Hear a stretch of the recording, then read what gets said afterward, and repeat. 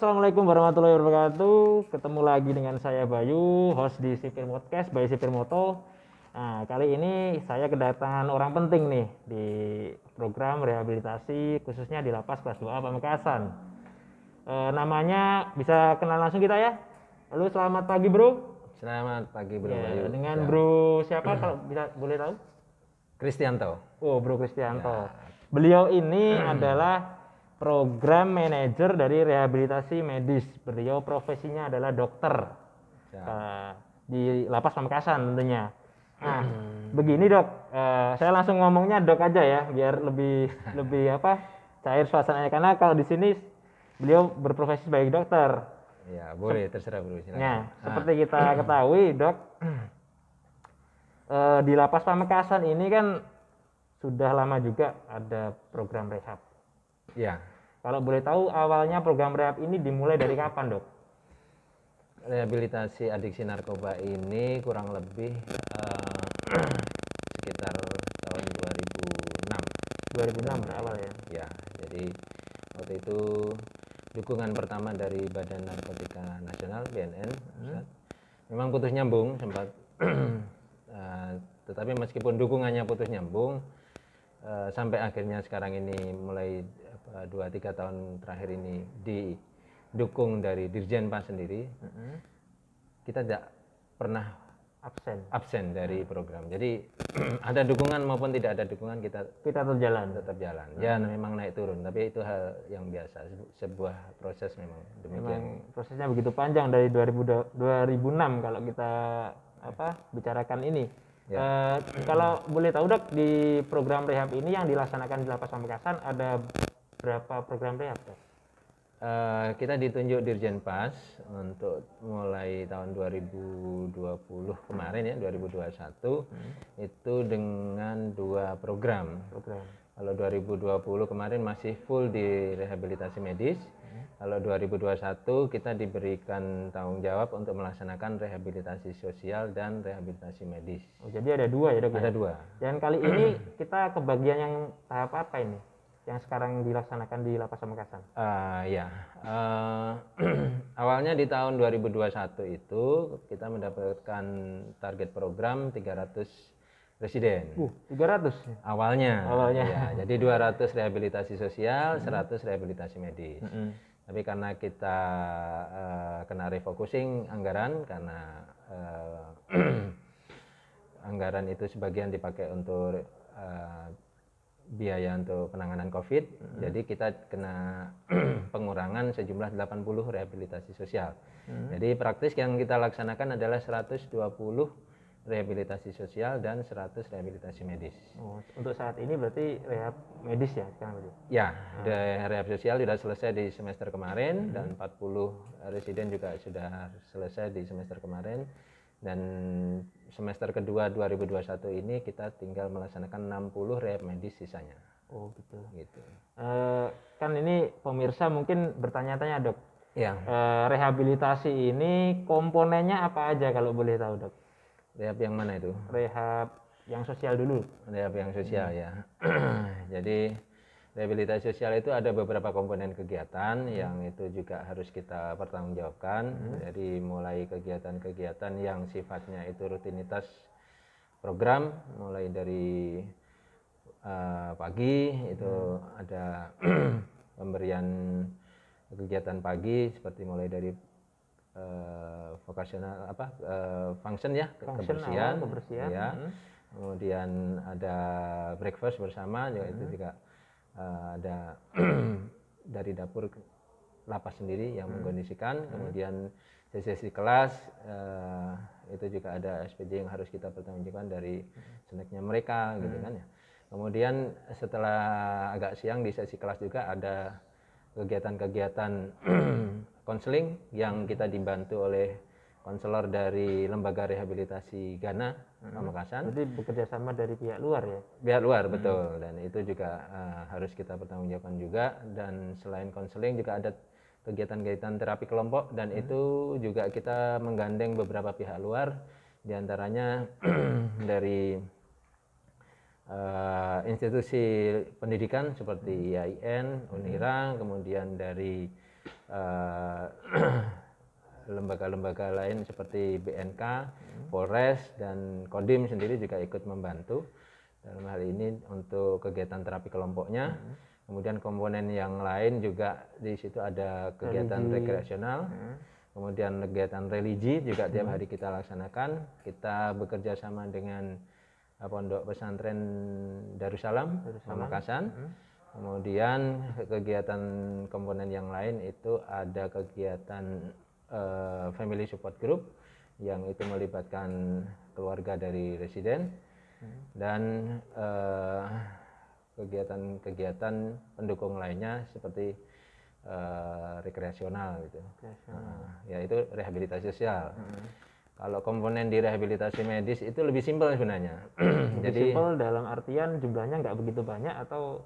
Ya, itemnya macam kegiatannya nggak begitu banyak. Jadi penekanannya memang kita menekankan pemeriksaan dan pengobatan fisik dan psikisnya, mentalnya, di mana itu ada komponen pemeriksaan medis, kemudian konsul dokter ahli atau dokter spesialis, kemudian kalau diperlukan kita berikan pengobatan. Selain juga yang tidak kalah penting juga konseling tetap menjadi salah satu komponen utama yang kita bekerja sama dengan lembaga rehabilitasi Ghana tadi itu. Oh, dari luar juga. Ya, betul. Terus yang jadi pertanyaan lagi, Dok, bagaimana kita bisa menentukan kalau si residen cocoknya ikut rehabilitasi sosial, terus si residen B cocoknya ikut rehabilitasi medis, itu perbedaannya ada di apa, Dok? Ya, sebagaimana kita tahu bahwa penyalahgunaan narkoba itu kan mengandung resiko terjadinya satu kondisi sakit ya. Artinya sakit. bisa saja pengguna narkoba itu sudah terjangkit satu penyakit. Sebelum mereka pakai atau di saat mereka pakai? Ya, selama perjalanan mereka pakai.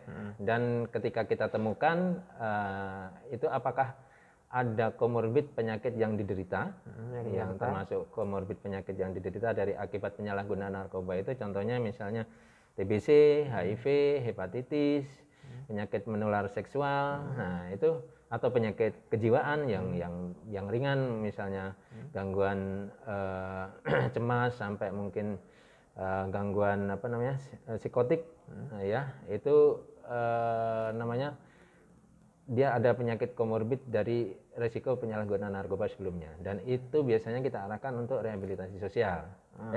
Rehabilitasi medis. Oh, berarti yang kayak punya penyakit bawaan komorbid masuknya ke rehabilitasi medis. Betul. Jadi kalau tidak ada penyakit komorbid yang berat, artinya dia adiksinya masih dalam tingkat sedang sampai berat yang kira-kira tidak membutuhkan penanganan medis yang intensif, itu masuk ke rehabilitasi sosial.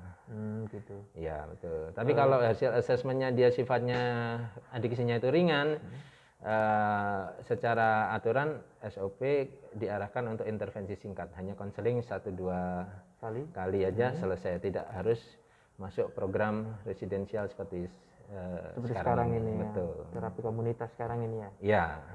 Jadi jangka waktu yang diberikan untuk mengikuti rehab medis sama rehab sosial apakah beda, Dok? Sama 6 bulan. 6 bulan juga. 6 bulan. Jadi ketika mereka itu selesai mengikuti program rehab selama 6 bulan, apakah mereka ini akan dibiarkan saja atau mereka diarahkan ke tempat lain atau mereka diberikan semacam kayak kursus atau keahlian yang lain?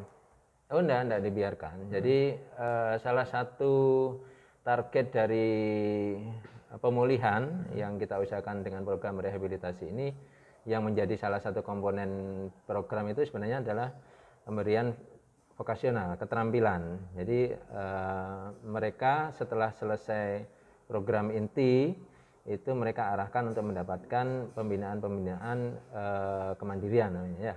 Itu sifatnya adalah pemberian keterampilan yang kita dibantu oleh teman-teman bagian bengkel kerja biasanya. Oh, bimbingan kerja itu. Bimbingan kerja, ya. Jadi mereka ada yang diarahkan untuk masuk ke bengkel kerja. Di bengkel kerja itu ada keterampilan seperti pembuatan mebel, kemudian ada pembuatan handicraft, misalnya kerajinan tangan, kemudian ada yang keterampilan membuat bakery roti. Kemudian ada juga yang sifatnya dia bercocok tanam, berkebun.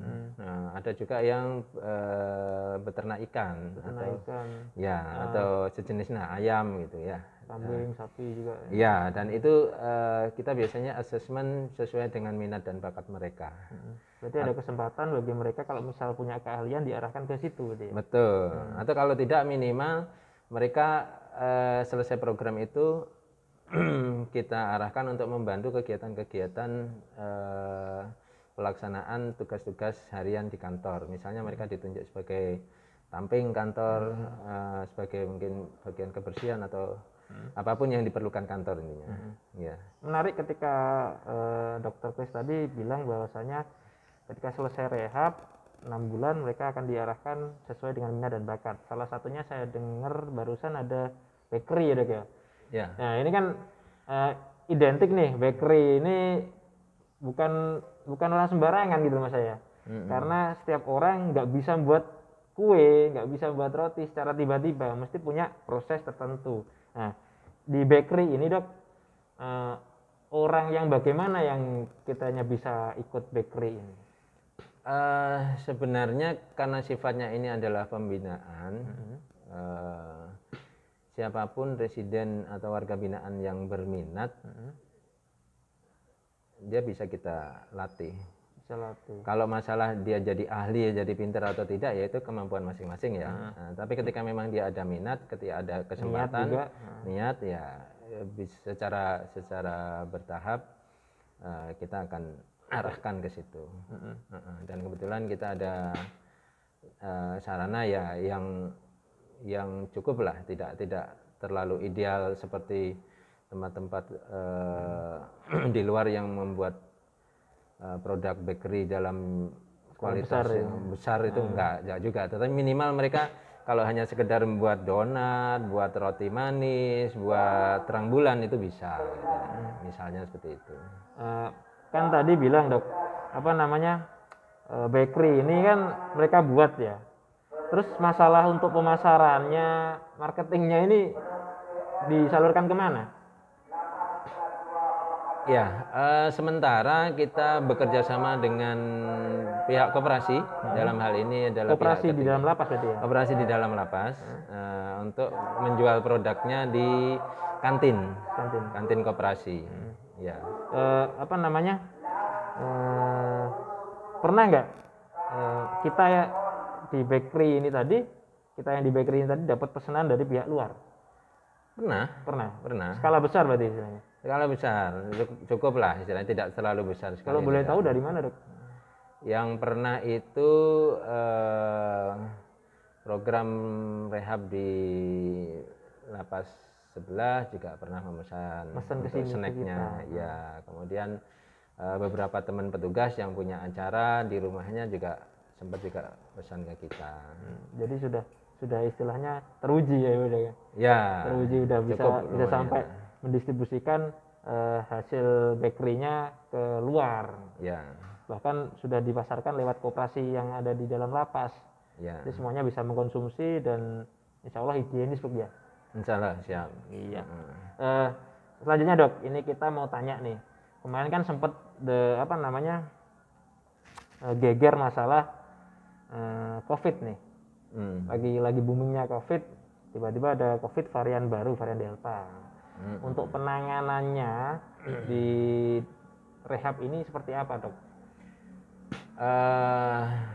Untuk penanganan COVID sebenarnya bertujuan untuk mengamankan semua warga binaan ya, bukan hanya di rehab saja. Ya. Tapi memang sifatnya kalau di rehab itu lebih ditekankan. Ya, kita tahu bahwa komunitas di lapas ini kan komunitas yang tertutup, yang memang resikonya besar karena mereka hidup dalam tempat yang terbatas bersama-sama. Ketika memang terjadi satu penyakit, itu akan resiko menularnya sangat mudah gitu. Sangat cepat ya. Satu sama lain. Ya, jadi perlu penanganan yang komprehensif. Kita sudah mulai dari awal kita sosialisasikan bahayanya, kemudian kita ajari bagaimana mereka harus menjaga protokol kesehatan, kita sediakan sarana-sarana pengamanan diri, protokol kesehatannya kita beri masker mereka, kemudian kita rutinkan penyemprotan desinfektan, kemudian wastafel yang ada kita lengkapi dengan sabun untuk cuci tangan, kita ajarkan mereka juga untuk social distancing dan sebagainya itu. Nah, kan sampai vaksinasi juga kemarin. Ya betul. Dan terakhir kemarin kerjasama kita dengan Dinas Kesehatan adalah mereka memberikan bantuan alat swab sehingga kita bisa mendeteksi secara dini. Kemudian kalau ada yang terpapar segera kita akan tracking ke teman-teman, minimal teman sekamar atau sebloknya. Kemudian dengan Dinas Kesehatan dan klinik Polres dan klinik Kodim juga mereka membantu untuk pelaksanaan vaksinasinya. Nah, itu yang kita lakukan. Kan kita tahu dok, jumlahnya di Lapas Pamekasan ini banyak, kurang lebih hampir 1.100 berapa sekian ya, napi. Untuk vaksinasi ini apakah langsung satu kali tahap selesai dan tantangannya seperti apa gitu? Iya, enggak satu tahap. Memang tantangannya adalah bahwa mereka di dalam ini kan salah satunya adalah kehilangan kemerdekaan untuk mendapatkan informasi ya, secara langsung lah, secara cepat ya. Bukan tidak mendapatkan informasi sama sekali, itu mereka tetap mendapat, cuma agak lambat, agak delay lah istilahnya. Agak delay ya. Dan dengan waktu delay itu ada kejadian juga yang sempat mereka termakan hoax ya, bahwa vaksin itu begini ya. Nah itu kendalanya. Sehingga pelaksanaan vaksin kemarin sempat kita buat 3 gelombang. Jadi tidak jadi satu sekaligus tapi 3 gelombang. Itu berdasarkan memang satu untuk menanamkan pemahaman ke mereka memang butuh waktu. Kemudian yang kedua adalah karena memang warga binaan itu kemarin sempat sebagian besar malah itu kita kesulitan untuk mengumpulkan NIK-nya. Oh, KTP, nomor KTP itu. Ya, nomor NIK KTP kependudukan itu. Jadi karena sudah dibantu oleh Dirjen dan Dinas Kependudukan, akhirnya NIK bisa kita sebegitu banyak sampai kurang lebih sekitar hampir 900 lebih lah yang sudah punya NIK. Jadi sudah divaksin semua gitu. Dari yang sudah punya NIK itu yang memang dengan sukarela dan sudah tervaksin itu kurang lebih sekitar hampir 800 ya, 700 sekian ya. Cukup banyak juga ya. Ya, dan memang targetnya untuk menciptakan herd immunity itu kan minimal 70% harus tervaksin. Dan ini sudah memenuhi. Dan kurang lebih sudah memenuhi. Berarti memang kerja kerasnya tim medis di klinik Lapas kelas 2 Pamekasan ini memang juga berat istilahnya. Mereka juga harus memberikan pemahaman, ngasih sosialisasi sebelum vaksinasi ini juga dilaksanakan. Ya, betul. Terlebih kalau mereka sudah paham, sudah melakukan sosialisasi, masih ada kendala lagi. Nomor KTP tadi yang belum bisa dikolek karena berbagai macam kondisi atau alasan tertentu. Tapi salut lah untuk Pak Dokter dan kawan-kawan, semoga tetap konsisten dalam melayani kegiatan medis bagi seluruh warga binaan. Untuk Pak Dokter sendiri nih, seberapa penting vaksin itu, Dok? Ya, sangat penting menurut saya. Karena memang satu untuk menciptakan imunitas kita sendiri dari penularan virus ini. Kita tidak bisa pungkiri bahwa memang virus ini betul-betul ada dan sudah sekian banyak orang yang menjadi korban. Jadi kita harus benar-benar untuk memprotek, terutama kita petugas ya, untuk memberikan pelayanan ke teman-teman binaan, kita harus sehat dulu supaya kita juga tidak malah menjadi sumber penularan gitu. Ke yang lain sangat penting ya. Demikian juga di warga binaan juga sendiri, terutama residen, itu juga penting untuk menciptakan herd immunity ya. Semua harus punya kesadaran untuk berkontribusi mau divaksin. Gitu. Mau divaksin. Iya. Kebetulan kemarin memang sudah hampir semuanya divaksin, kurang lebih 3-4 orang yang belum divaksin dari jumlah total 175 residen rehab. Ya. Itu pun karena alasan sakit kan ya? Karena alasan sakit. Iya. Jadi mereka ada pertimbangan ditunda dulu, nggak sekarang istilahnya. Iya. Ada satu yang mereka nggak punya nomor KTP karena rumahnya tergusur. Ini cukup menyayangkan sekali karena mereka rumahnya digusur, nggak punya nomor NIK dan berimbas pada nggak bisa divaksin. Mungkin kita akan mengupayakan lebih lagi ya supaya mereka dapat divaksin semuanya. Eman-eman ya istilahnya orang Jawa bilang ya. Terima kasih Dok atas bincang-bincang yang cukup ya memberikan inspirasi bagi semuanya. Ada testimoni nggak Dok untuk program rehab ke depan? Saya yang pertama mengapresiasi teman-teman tim rehab di Lapas Pamekasan ini dengan gigihnya bahu-membahu untuk melaksanakan rehabilitasi adiksi narkoba ini dengan betul-betul terlepas dari kurang lebihnya kondisi yang ada di lapas ya itu sebuah proses yang harus kita jalani dan saya optimis bahwa secara bertahap kita akan memberikan kontribusi yang besar, manfaat yang besar bagi warga binaan dan keluarganya yang sudah mengikuti rehabilitasi dan kami tetap ke depan akan berkomitmen untuk melaksanakan rehab ini dengan sebaik-baiknya. Mohon dukungan dari semua komponen, teman-teman tim dan keluarga warga binaan dan warga binaan sendiri. Mudah-mudahan program kita semakin sukses ke depan. Ya. Terima kasih Dok atas bincang-bincangnya. Kita ketemu lagi di kesempatan selanjutnya. Are you ready, bro? Siap, ready. Feeling? Good. Oke, terima kasih pemirsa. Kita tutup untuk sekian dulu. Wassalamualaikum warahmatullahi wabarakatuh. Waalaikumsalam warahmatullahi wabarakatuh.